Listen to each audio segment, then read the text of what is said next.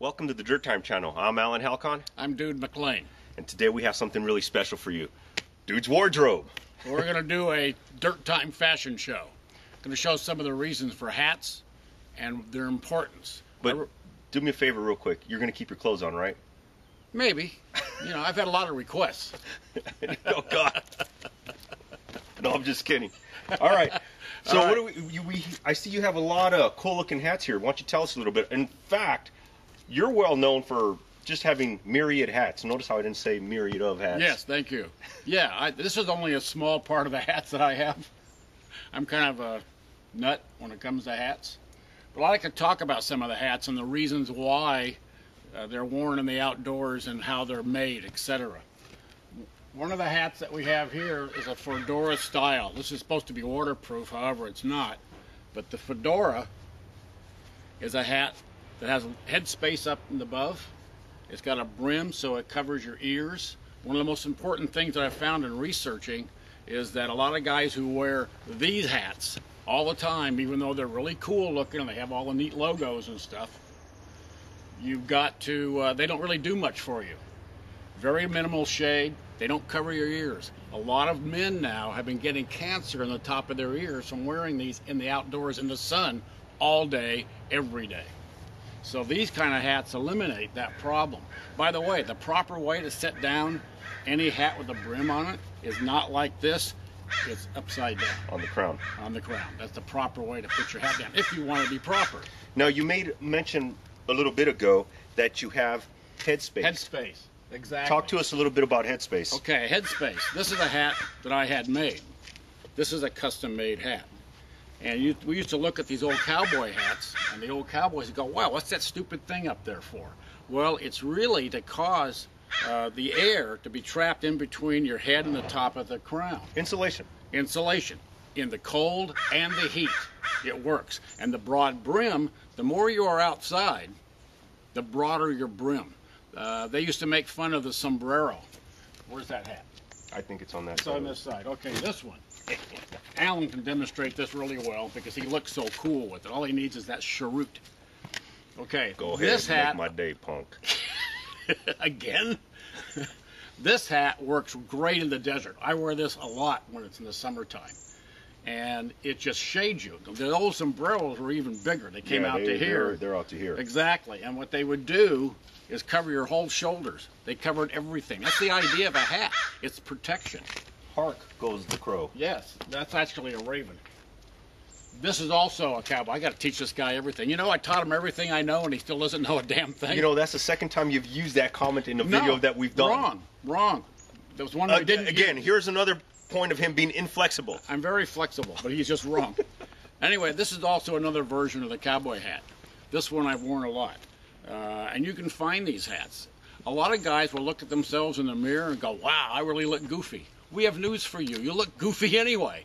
If we never saw you before, we wouldn't know the difference. This is a traditional campaign hat. It fastens in the back. Turn around and show them your back of your head. And that holds really well. Campaign hats are very, very traditional. And this goes back to the golden era of camping and traditional camping. They're really, really comfortable. But they do the job also. What I did find about this campaign hat is it's not restricting, yet you're right. This strap really keeps it on there pretty firm. Yeah. This is a hat that's kind of a variation of what we refer to as boonie hats, okay? Boonie hats, for most outdoor use, are pretty useless. Why? The difference between this hat, which is basically no bigger in the brim than a boonie hat, this hat sits right on top of your head. It's right against your skull. It doesn't protect you from the sun. It doesn't protect you from the rain. This hat has that head space in it, okay? And you won't look any goofier with this hat on than you do with this hat on. Although I have to admit, that hat looks pretty tactical. Well, if you are going to go out and be a SEAL or a real Marine, you could do that.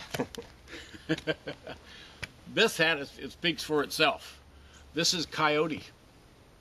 Not you, the hat. What are you saying? Am I that ugly, really? Usually. Okay. But this hat is self-explanatory. This will keep you warm in the snow and the cold and so on.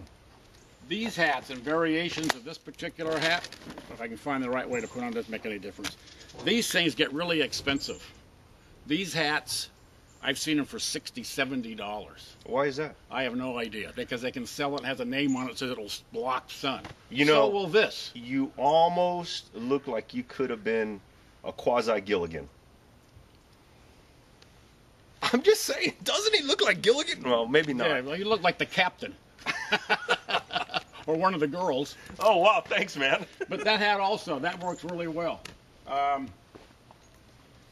That's kind of it for the hats. It's just important that you cover your ears up when you're outside all the time. Also, a lot of guys will say, wow, you know, if I'm going through the busting bush and so on, I'm going to have the hat come off. And so they like the so-called booty hats. Right. Right? Well, they don't come off any more easier, so to speak, than one of these do. I busted a lot of bush.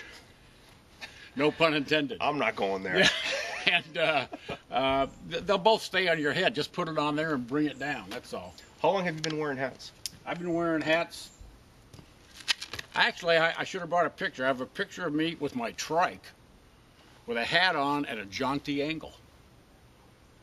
Because I'm that kind of guy. With your trike? With my trike. I was 15.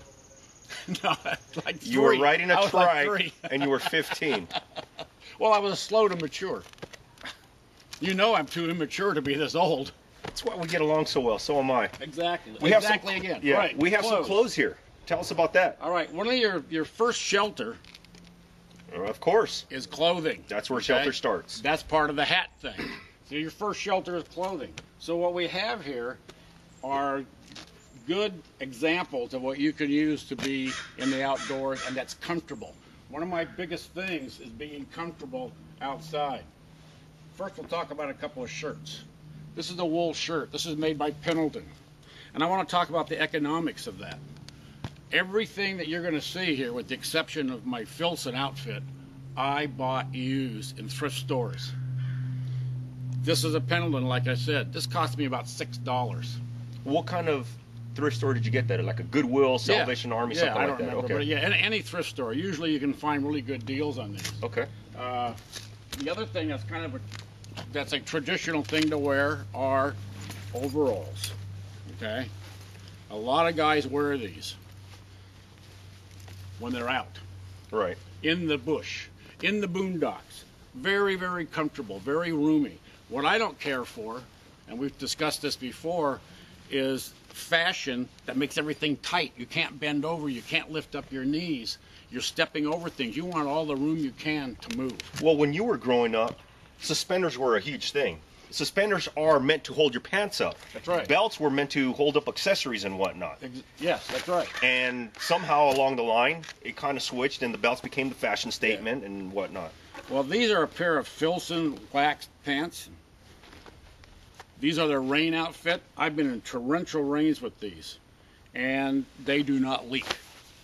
I've had these for about, this pair for maybe 8 years, 10 years, right around there. Wow. Wow. And it has the matching coat, I see. yes, and it has the coat also. And I see you And- have your gloves tucked in there. Right. And this will, it cuts the wind. If there's wind, it cuts it right now. It keeps it very warm. I see this. Here's another pendant. Is this another example of a thrift store buy? Yes. Yeah. Wool, I think, is the finest material you can get for the outdoors. It has its place, and especially when it gets a little chilly. Right. You wear these in a few layers. This particular one is a little thin. That's okay. You can take and put 2 of these on. Right. And then put a jacket on over it if need be. Well, let's talk about some of the special properties of wool. It's flame retardant. Right? It doesn't retain odors unless right. it's a bunch of mothballs and it's been sitting there, but even then you can air it out. Yes, right. It keeps you warm when it's wet, and it's very quiet in the bush. So for you hunters out there, this is the way to go. Yeah, this won't make any noise like canvas will. What else we have here? This is a cool looking shirt. Yeah, this is a Woolrich. And all of these things that we're showing, like I said, with the exception of the Filson, I bought at thrift stores. This shirt was $5 or $6. In total here, I see a bunch of clothing, including this coat here, which is heavy duty. Yes. Yeah. This is This is really a find. I found this in a thrift store, and it's got the knitted wrists. Oh, okay. It's all lined. It's a Woolrich. This is about $180, $170 coat, new. I bought it for $8. Wow. You know, so okay. So let me ask you this: in total, you have a bunch of thrift store buys. What do you think you spent in total on the thrift store stuff here? That we have right here, Yeah. probably less than $30. Wow. Wow. This is a pair of pants. These are cotton canvas, but what's important about them is they're split in the back. Why is that important? Well, it allows you movement. So what this does when you have suspenders on here, it moves. Oh, okay? interesting. So when you're bending over or you're lifting up or you're twisting, it doesn't bind on you. That, by the way, is a plane that's flying low. Yes, and it'll have to stay there. So it's very roomy. The pant legs are roomy. It gives you that much more flexibility when you want to bend and lift and you're. So plumbers really want to look at this because it gives all new meaning to plumber's crack. Yeah. It accentuates that. That's right. That works well, and I won't go into that. Yeah, please don't. You don't want to hear it. Anyway, that's an example of clothing that we think, you know, it's your foundation from your hats to your shirt to your pants. Right. And we can cover other things later on, but that's about it. Yeah, no, I mean, I love this style of clothing. Oh, wait. All fashion models do that. Thank God you're not naked. And the other thing that you can use are good old work clothes. You know? Dickies, Carhartts, right. stuff This like is that. Carhartt. It's like they're a no-brainer instead of going out and falling for the marketing. Right. That all these clothing manufacturers are foisting on us. How you like that word? Foisting. That's the word of the day. Foisting. Foisting. Foisting. There you go. I'm Alan Halcon. Dude McLean. We'll see you next time. Dirttime.com. Check your 6.